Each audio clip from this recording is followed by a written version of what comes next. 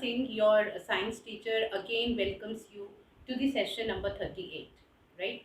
We are having the class of science subject, and the class is, you are in which class? Ninth class, right? Now, the topic that you have already done in the previous class was motion chapter, right? Neha ma'am has already started with this chapter motion, and this motion, it comes under the branch of physics. ठीक है, तो physics नाम सुनते ही बच्चे डर जाते हैं कि भाई फिजिक्स तो बहुत डरावना सब्जेक्ट है, हमें समझ में नहीं आएगा फिजिक्स। बट बेटा, फिजिक्स अगर आप शुरू से कॉन्सेप्ट्स अपने क्लियर रखोगे तो physics is very very interesting. Alright, and what is it exactly physics? Physics is the study of natural phenomena, right? Natural phenomena means कि नेचर में जितनी चीज़ें होती हैं that are all described by the physics. For example, पंखा चल रहा है तो भाई पंखा क्यों चल रहा है, एसी चल रहा है तो एसी कैसे चल रहा है, मैं बोल रही हूँ तो आप तक आवाज़ जा रही है तो ये साउंड आप तक कैसे जा रही है, जो कैमरा है that is capturing my photograph, तो वो किस तरीके से कैप्चर कर रहा है कैमरे को, इलेक्ट्रिसिटी कैसे पास होती है भाई। तो these are so many things, these are few examples that I have given you, right, which are all described by physics। ठीक है बच्चे, तो फिजिक्स अगर आप अच्छे से सुनोगे, ध्यान से सुनोगे, तो फिजिक्स हमारा बहुत इंटरेस्टिंग है। ठीक है, now the chapter which you have started that is the motion. ठीक है, अब मोशन जो फिजिक्स है, फिजिक्स के भी अपने बहुत सारे ब्रांचेस है, सिर्फ एक ही ब्रांच नहीं है। जैसे बायोलॉजी है, बायोलॉजी के हमारे दो ब्रांचेस होते हैं, we have zoology and the botany, उसमें भी बहुत सारे ब्रांचेस है, वी हैव जेनेटिक्स भी होता है उसमें। तो इसी तरीके से फिजिक्स के भी अपने सब ब्रांचेस है। ठीक है, तो फिजिक्स में सब ब्रांच है, जैसे हमारा थर्मोडाइनमिक्स है। थर्मोडाइनमिक्स में हम क्या पढ़ते हैं, we talk about the heat, right. Then we have thermo electricity, जैसे हम इलेक्ट्रिसिटी के बारे में पढ़ते हैं। We have the optics, optics में हम क्या पढ़ते हैं, लाइट के बारे में पढ़ते हैं, राइट। तो अब ये जो मोशन है, ये मोशन किस में आता है? Motion chapter it comes under mechanics. ठीक है, तो मैकेनिक्स एक ब्रांच है फिजिक्स की। Now what is mechanics? It is a branch of physics that deals with the motion of an object. ठीक है, अब जो पोजीशन है वो दो तरीके की पोजीशन स्टेट हो सकती है, या तो एक ऑब्जेक्ट रेस्ट पे हो सकता है या एक ऑब्जेक्ट मोशन पे हो सकता है कि नहीं? दो ही तरीके की पोजीशन हो सकती है ना, या एक ऑब्जेक्ट रेस्ट पर है या एक ऑब्जेक्ट मोशन पे है, राइट। तो अगर ऑब्जेक्ट रेस्ट पे होता है तो उस स्टडी को हम कहते हैं स्टैटिक्स, राइट। और अगर कोई ऑब्जेक्ट मोशन में होता है तो उस ब्रांच को हम कहते हैं dynamics.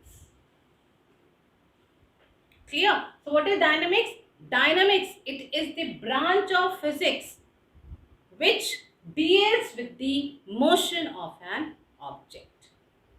Clear, children? So this is all about the dynamics. Now, before I start with today's topic, let us have a quick recap. एक क्विक रिकैप कर लेते हैं कि मैम ने आपको क्या क्या पढ़ाया था। नेहा मैम ने क्या पढ़ाया था आपको? नेहा मैम ने पढ़ाया था आपको कि मोशन क्या है। Now can anyone of you tell me what is motion? तो कोई बच्चे कह रहे होंगे कि मैम मूवमेंट, आपका हाथ हिल रहा है, आपका सर हिल रहा है, राइट, ये आपका पेन हिल रहा है, this is motion. Very right बच्चे, मोशन यही होता है ना, मूवमेंट होती है मोशन। पर अगर टेक्निकल डेफिनेशन देनी है, एक साइंटिफिक डेफिनेशन देनी है, तो व्हाट इज द डेफिनेशन? वो नेहा मैम ने आपको बताई होगी ज़रूर। What is the definition of motion? Motion it is the change of position of an object with respect to time, right? So motion is change of position of an object, position of an object। अगर कोई object यहाँ पर है, right, अगर कोई object यहाँ पर है और एक टाइम के बाद ये यहाँ पर शिफ्ट हो गया, तो क्या हुआ? इसकी पोजीशन चेंज हो गई ना। ठीक है, तो ये क्या हुआ? This is motion. क्योंकि मोशन हुआ इसलिए ये ऑब्जेक्ट यहाँ तक पहुंचा। ठीक है, so this is about the motion, right. And she has also talked about the difference between distance and displacement. ठीक है, डिस्टेंस क्या होता है? Distance is the actual path covered by the object and displacement is the shortest distance covered by the object. ठीक है। Now एक और चीज आपको बताई होगी मैम ने कि क्वांटिटीज, दो तरीके की क्वांटिटीज होती हैं। We have a scalar quantity and we have a vector quantity.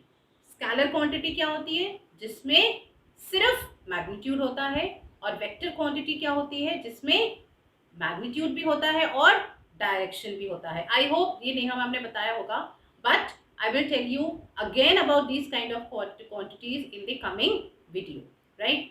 Now what we are going to study today, in that learning objectives, आप लोग क्या क्या समझेंगे that after my video, after viewing my video, after watching my video, you will be able to differentiate speed and velocity.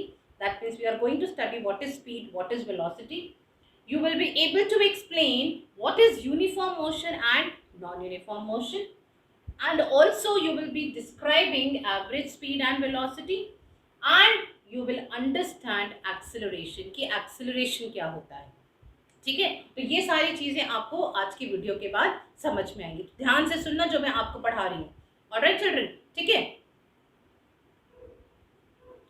Now children, before we go to today's topic about the uniform and non-uniform motion, the physical quantities are very important for you to understand, because जो physics है, physics में सिर्फ physical quantities होती हैं, right? तो physical quantities जो है वो हमारी दो तरीके की होती हैं, we are scalar and the vector। ये आप पढ़ चुके हो पहले भी, एक बार फिर भी मैं रिवाइज करवा देती हूँ कि scalar quantity are those quantities, those physical quantities which have only magnitude and no direction। पहले तो physical quantities होती क्या है? फिजिकल क्वांटिटीज वो क्वांटिटीज होती हैं जिनको आप मेजर कर सकते हो, जिनको आप मेजर कर सकते हो। जैसे है आपका डिस्टेंस, आप डिस्टेंस को मेजर कर सकते हो, राइट? अगर आपका डिस्टेंस, जैसे यहाँ से आपको अपने घर से स्कूल तक का डिस्टेंस बताना है, तो आप मेजर कर सकते हो ना कि कितना डिस्टेंस है आपका, राइट? देन मास, कितना मास है, 2 kg है, 3 kg है, 4 kg है, 5 kg, so that can be measure. Force, कितना फोर्स लग रहा है, 5 न्यूटन लग रहा है, 6 न्यूटन लग रहा है, 10 न्यूटन लग रहा है, तो that these physical quantities you can measure. So those physical quantities which can be measured, those quantities are called as physical quantity. Light, क्या light physical quantity है? लाइट फिजिकल क्वांटिटी नहीं है। आप लाइट को मेजर नहीं कर सकते, but light की इंटेंसिटी को मेजर कर सकते हो, उसकी वेवलेंथ को मेजर कर सकते हो, फ्रीक्वेंसी को मेजर कर सकते हो। तो ये वाली क्वांटिटीज जो है, फ्रीक्वेंसी, वेवलेंथ, टाइम पीरियड, ये सारी क्या है आपकी फिजिकल क्वांटिटीज है। ये आपने 8th में पढ़ा था, है ना? सो लाइट एक फिजिकल क्वांटिटी नहीं है, बिकॉज लाइट को आप नहीं मेजर कर सकते। इसी तरीके से साउंड को भी आप मेजर नहीं कर सकते। क्या साउंड को मेजर कर सकते हो? नहीं कर सकते, पर उसकी इंटेंसिटी को मेजर कर सकते हो in terms of the time period, कितने टाइम पर कितनी साउंड जा रही है ना? फ्रीक्वेंसी कितनी है, वेवलेंथ कितनी है, that these all are the physical quantities, right? So what are physical quantities? The quantities which can be measured, they are called as physical quantities. Clear? अब physical quantity हमारी दो तरीके की होती है, right? पहले क्या थी? Scalar, और दूसरी थी हमारी vector, right? अब scalar quantity क्या है? बोलो, scalar quantity क्या है? Yes, the scalar quantity is the quantity which is described only by the magnitude, right? It is described by only the magnitude. अब ये magnitude क्या होता है? Magnitude is the numeric value, the number, वो हम कहते हैं उसको magnitude। जैसे कि ये मार्कर है, राइट? इसकी अगर मैं बोलूं कि इसकी लेंथ क्या है, तो कितनी होगी इसकी लेंथ? लेट अस से इसकी लेंथ कितनी है हमारी? 10 सेंटीमीटर है, 10 सेंटीमीटर है, 12 सेंटीमीटर। सो इस मार्कर की, suppose I say that the length of this marker is 12 centimetre, ठीक है? तो इसकी लेंथ कितनी होगी? 12 centimetre, right? Now this, in this, तो ये जो 12 है, this 12 is the magnitude, right? ये जो मैग्नीट्यूड है, द न्यूमेरिक वैल्यू, जो नंबर होता है उसको हम मैग्नीट्यूड कहते हैं। तो any physical quantity which is described bye only the number, only the magnitude, that is called as the scalar quantity. जैसे अगर मुझे बोलना है कि यहाँ से मेरे घर से स्कूल तक का कितना डिस्टेंस है, आई विल से 5 किलोमीटर। तो डिस्टेंस मैंने कहा 5 kilometre. So distance is what? It is a scalar quantity. Clear? Now we come to the next one, that is the vector quantity. Now vector quantity, it is the quantity which is described by both magnitude as well as the direction. ठीक है, अब इसमें हम example में देती हूँ, जैसे कि for example this is a door. ठीक है, एक डोर है, ये एक दरवाजा है. ना I want to open this door. ना somebody says that if you apply the force of 5 Newton तो ये दरवाजा खुल जाएगा. तो मैंने क्या किया कि इसको मैंने प्रेस धक्का देना शुरू कर दिया. और कितना फोर्स लगाया मैंने? 5 न्यूटन का. You know that newton is the unit of force, right. So मैंने इसको क्या किया, दरवाजे को धक्का देना शुरू किया 5 न्यूटन के फोर्स से, पर ये खुला ही नहीं. ठीक है, मैंने और फोर्स को इंक्रीज किया 10 न्यूटन तक पहुंच गई, पर ये दरवाजा नहीं खुला. फिर क्या हुआ, मेरी फ्रेंड आई और फ्रेंड ने क्या किया, इस दरवाजे को खींच लिया, दूसरे डायरेक्शन में खींच लिया. तो क्या हुआ, दरवाजा खुल गया. So what does this indicate, that this force, it is, जो मैं फोर्स लगा रही थी, जो मेरी फ्रेंड फोर्स लगा रही थी, that force is dependent on the direction.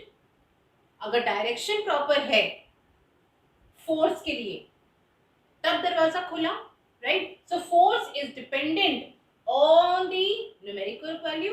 5 newton का फोर्स लगाया और किस डायरेक्शन पे लगाया, that is also important. So these kind of quantities are called as the vector quantities, right. ये आपने पढ़ा होगा, मैंने recap इसलिए कराया है आपको क्योंकि these are very very important. Now very simple thing to learn is that sometimes what happens, the children they get confused. Scalar quantity का वेक्टर में लिख देते हैं, वेक्टर का क्वांटिटी का स्केलर में लिख देते हैं. तो हमारे स्कूल का नाम क्या है, VBBS. स्कूल का नाम ये है ना. तो V से आप याद रखोगे वेक्टर. क्या याद रखोगे, V से वेक्टर. ठीक है, और B से क्या याद रखोगे, बोथ.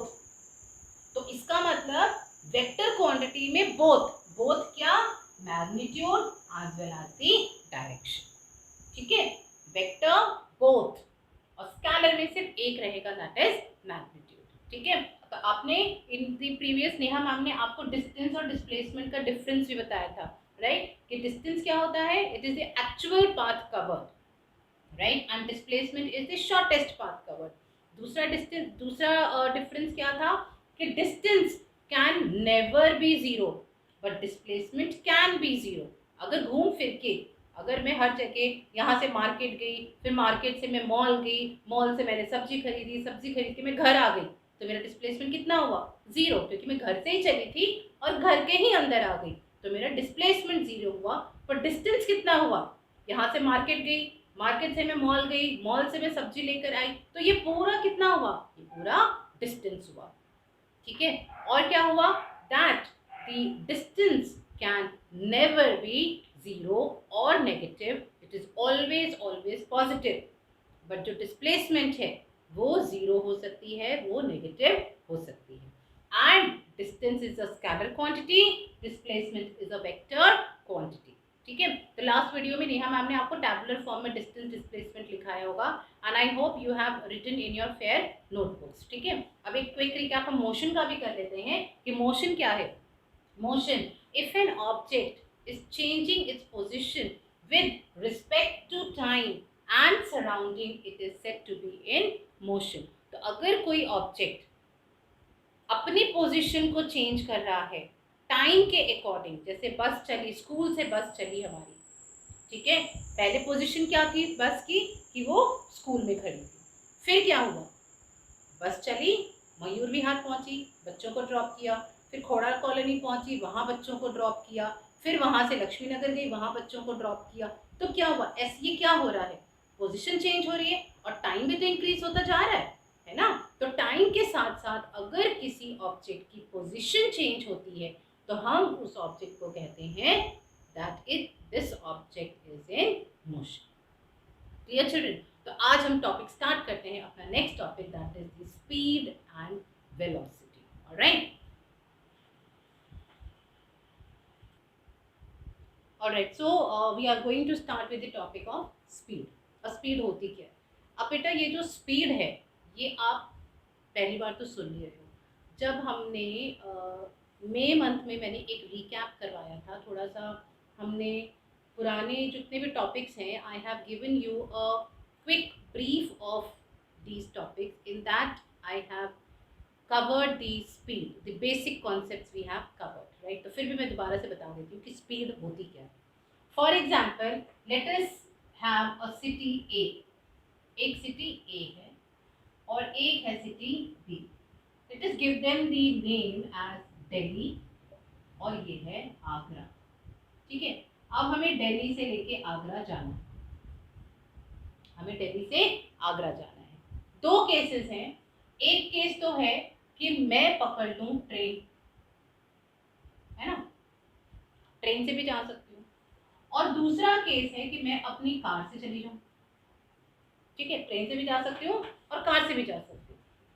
अब दिल्ली से आगरा मैं जल्दी कहाँ कैसे पहुंचूंगी? ट्रेन से. ट्रेन से पहुंचूंगी ना. अब ये कैसे पता लगा कि मैं जल्दी यहाँ पहुंच गई हूँ? वो जल्दी कैसे पता लग रहा है? In terms of time. Distance तो सेम है. दिल्ली और आगरा के बीच का जो डिस्टेंस है वो तो सेम है, पर जो टाइम लगा, किसमें कम टाइम लगा? ट्रेन में. ट्रेन में लेस टाइम लगा और कार में ज्यादा टाइम लगा. तो इसका मतलब जो ट्रेन है वो फास्ट मोड है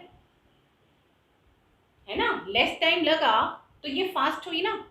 और कार कैसा है? स्लो. तो मैं क्या बोलूंगी? ट्रेन की स्पीड कैसी है? फास्ट स्पीड है, इट इज फास्टर.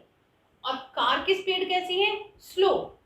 इसका मतलब the same distance, distance same था, but time covered was different, isn't it? In case of train, the time taken was less, and in case of car, the time taken was more, right?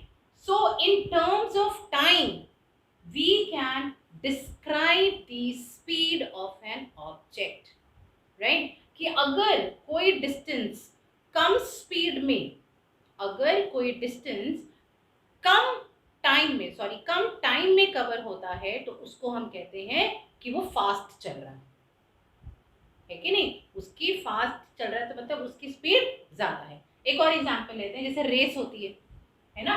ये race है, यहाँ से start किया एक बच्चे ने और एक बी बच्चे ने, और फाइनल पोजीशन आपकी यहाँ है. आपको यहाँ तक पहुंचना है. ठीक है. अब इन दोनों ने यहाँ से भागना शुरू किया. ठीक है. ये ए यहाँ पर जल्दी पहुंच जाता है. ये पहुंच जाता है जल्दी. Maybe we can say that in 2 minutes it reaches, यहाँ पहुंच जाता है. और ये अभी 2 मिनट में यहीं तक पहुंचा है. डिस्टेंस तो सेम है ना. डिस्टेंस सेम है ना दोनों के लिए, पर ये 2 मिनट में यहाँ पहुंच गया, ये 2 मिनट में भी यहीं पर है. इसका मतलब कौन तेज भागा? ये तेज भागा, ये फास्ट भागा और ये स्लो भागा. तो इसका मतलब ए की जो स्पीड है वो स्पीड कैसी है? ज्यादा. स्पीड ज्यादा है. उसने ज्यादा डिस्टेंस कम टाइम में कवर किया है ना. और इसने क्या किया? सेम डिस्टेंस को ज्यादा टाइम में कवर किया, तो इसकी speed slow. Clear children? So this is speed. Now let us have the definition of speed. Now, what is the definition of speed? Speed is the distance covered by an object per unit time. That is called as the speed, right? Let me give you the definition. Speed, it is the speed is distance covered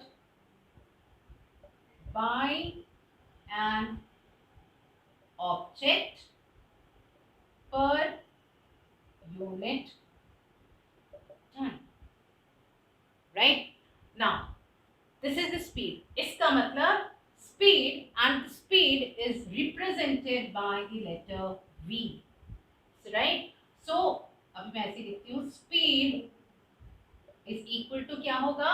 distance, ऊपर आएगा distance per unit time, per unit time.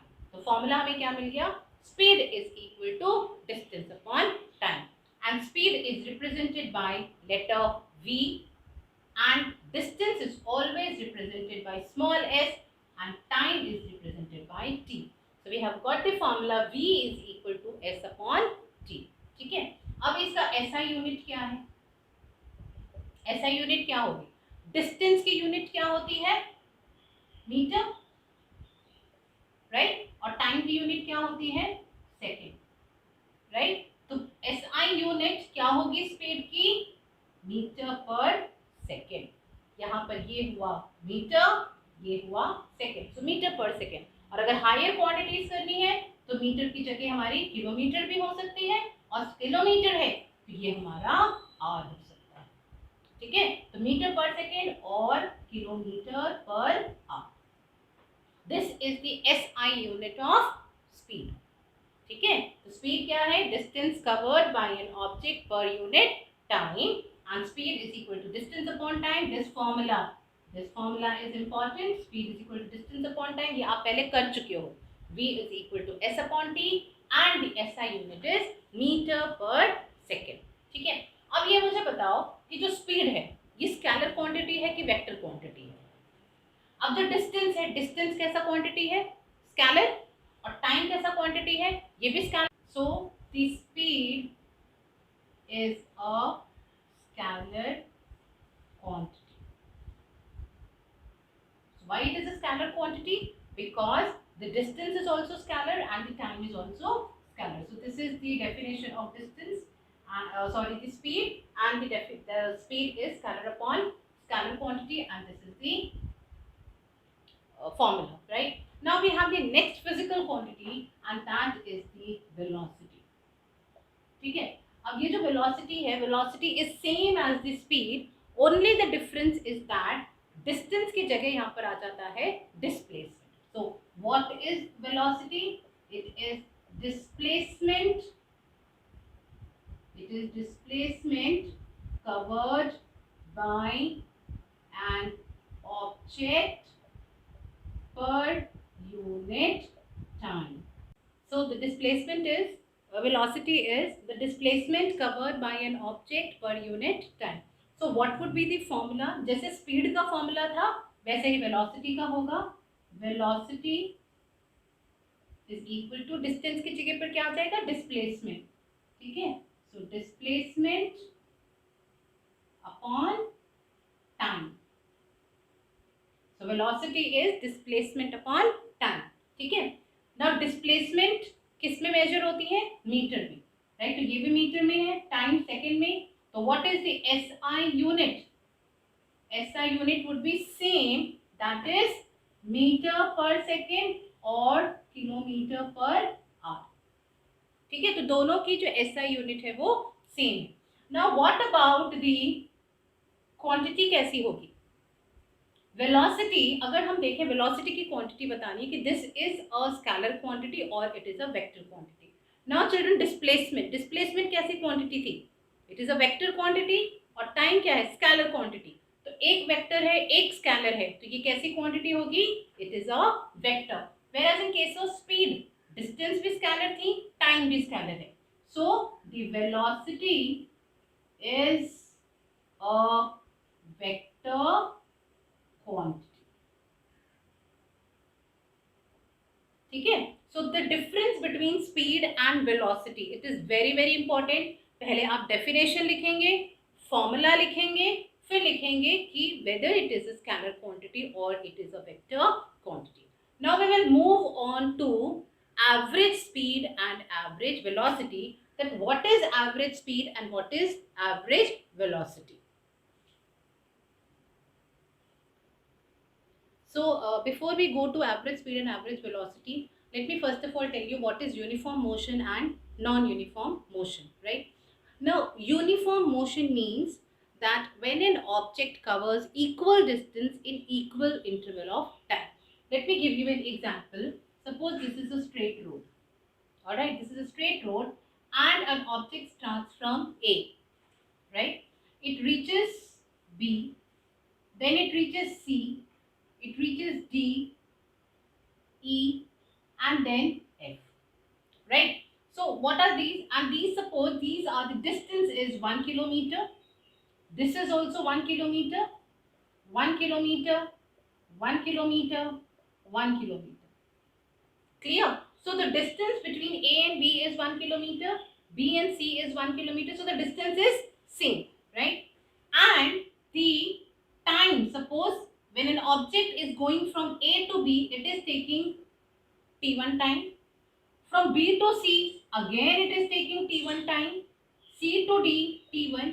तो ये जो time है ये भी same है, right? जैसे फॉर एग्जाम्पल यहाँ पे 1 किलोमीटर है, ए से बी जाने में उसको लगता है, suppose I say that it takes let us take 1 hour, alright, it is taking 1 hour to cover this distance. इसको भी कवर करने के लिए उसको लगता है 1 आवर, इसको भी करने के लिए 1 hour, 1 hour. So what it is doing, that the time it is same and the distance is also the same, right? So an object is covering equal distance in equal interval of time. कि हमेशा एक kilometre वो cover कर रहा है और time भी उतना ही लग रहा है. समझ में आ गया? That is 1 hour. So what is uniform motion? A motion in which a body covers equal distance in equal interval of time. ठीक है, तो डिस्टेंस भी सेम है और टाइम भी सेम है, that is uniform motion. Non uniform motion क्या होगा? In non uniform motion the distance is different and the time taken is more. जैसे एक ऑब्जेक्ट यहां से ए चला बी, ठीक है, इसने यहाँ पे सपोज करो कि इसने 1 किलोमीटर कवर किया, ठीक है. 1 किलोमीटर इसने कितने कितने आवर्स में कवर किया? 1 आवर में, ठीक है. फिर बी से लेके सी तक चला, राइट? तो यहां पर क्या है, that the time is same 1 hour, पर जो डिस्टेंस है वो सिर्फ हाफ किलोमीटर कर पाया, राइट? अब सी से लेके डी गया, यहां इसने क्या किया? 1.5 किलोमीटर कवर किया, पर टाइम 1 आवर लगा. सो what is happening? Equal time interval है पर डिस्टेंस अलग अलग है, ठीक है ना. यहाँ पर क्या हुआ? यहाँ पे स्पीड उसकी कम हो गई होगी, ट्रैफिक मिल गया होगा, कुछ हो गया होगा, इसलिए 1 घंटे में वो कम किलोमीटर कवर कर पाया. So this kind of motion is called as non uniform motion, where a body covers unequal distance in equal interval of time, right? A body covers covers unequal distance in equal interval of time. ठीक है, this is non-uniform motion.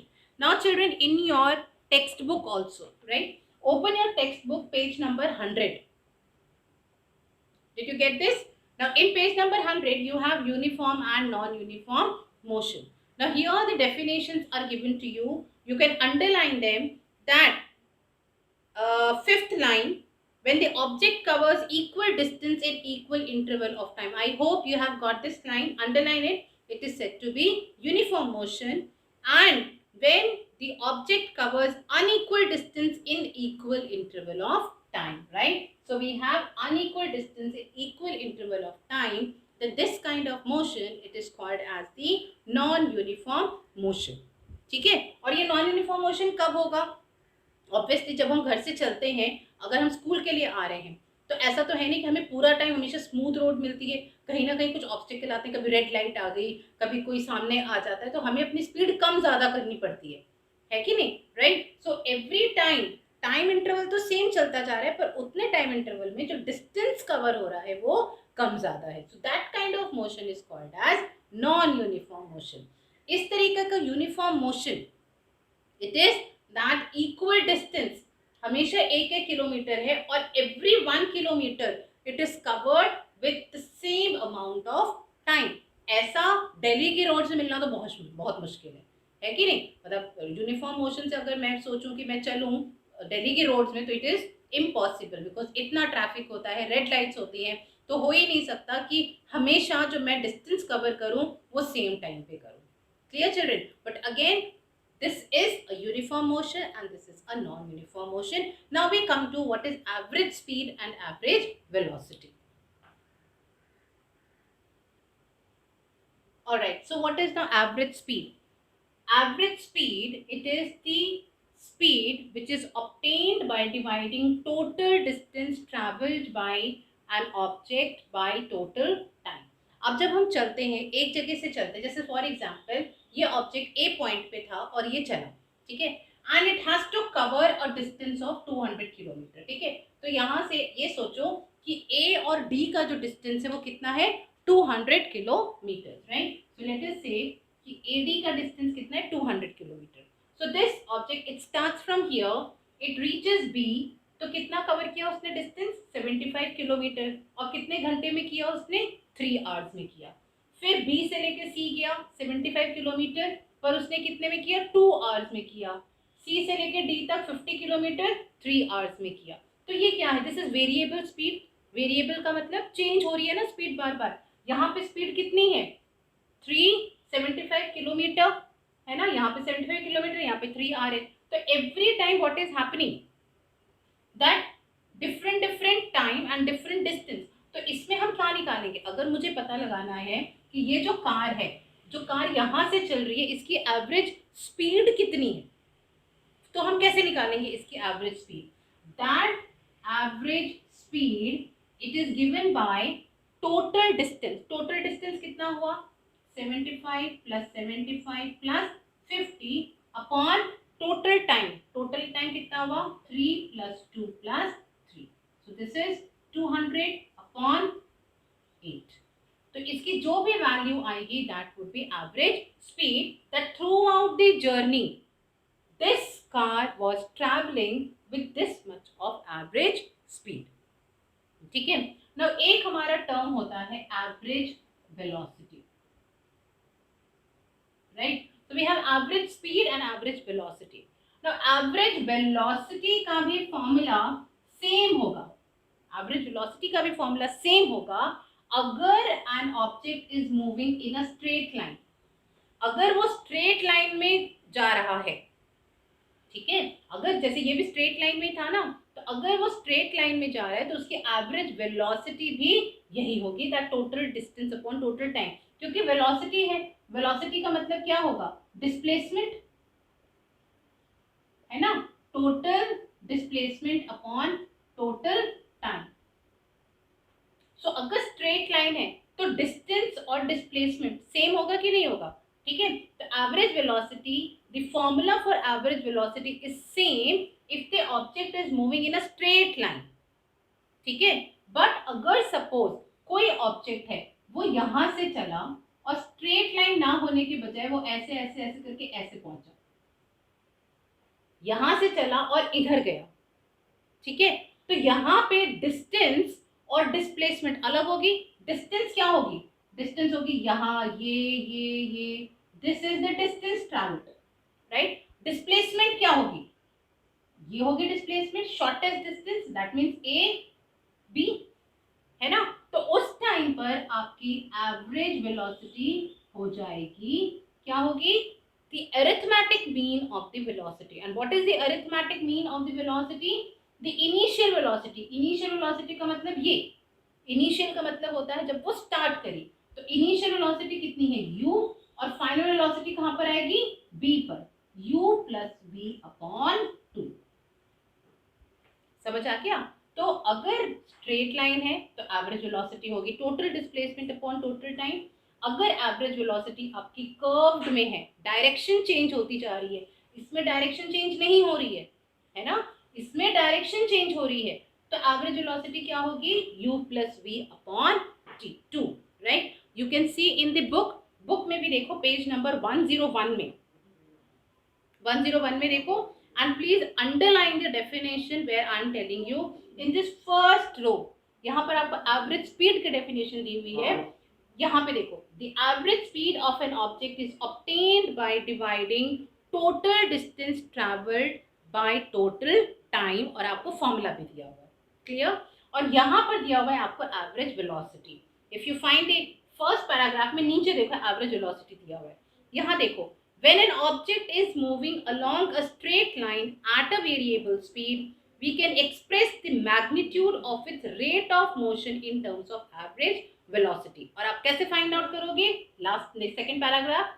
In case the velocity of the object is changing at a uniform rate, then average velocity is given by the arithmetic mean of initial velocity and the final velocity for a given period of time, and it is given by initial velocity plus final velocity upon 2.